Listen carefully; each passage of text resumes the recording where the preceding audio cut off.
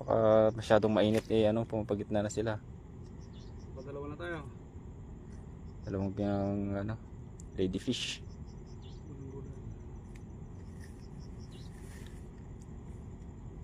Ang laki na kalpas dito, idol. Oo, ano, pinulupot. Baka bangus siguro yan. Bangus siguro ito.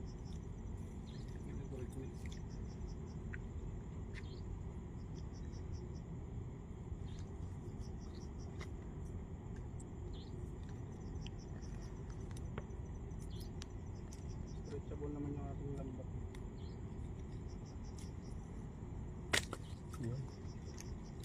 Punuan naman ang rep ni Katoks.